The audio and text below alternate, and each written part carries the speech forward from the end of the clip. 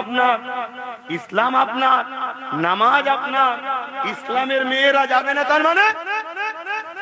আর অথচ কলকাতার রেড রোডে নামাজে বাংলার মাথায় যিনি বসাছে সে যায় কি করে?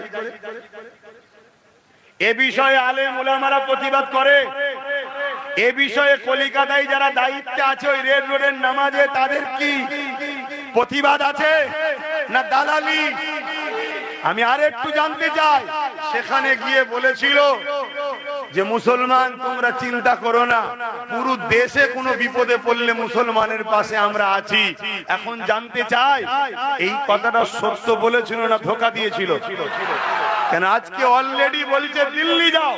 আবার আজকে একটা শুনছিলাম কি কেউ যদি বাংলায় ওয়াকাফ নিয়ে আন্দোলন করে, ওয়াকাফের বিষয়ে বাড়াবাড়ি করে, সব থেকে বড় দুশ্মন আমি হব। শুনছেন না শুনেন? এই বলেছে না বলেন?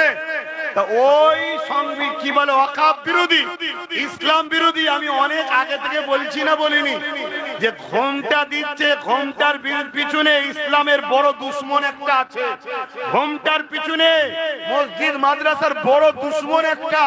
নবী পাক সাল্লাল্লাহু আলাইহি ওয়াসাল্লাম তাই বললেন প্রকাশ্য দুশ্মন আমার উম্মতের ক্ষতি করতে পারবে না, আমার উম্মতের ক্ষতি করবে ছদ্মবেশী বন্ধু সুরাতে দুশ্মন যারা কেন্দ্রে যে বসে আছে আমাদের প্রকাশ্য দুশ্মন।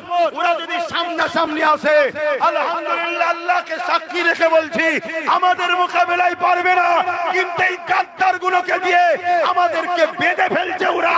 তাই এই মুনাফিক চিনা দরকার আছে না নাই? জোরে বলো না।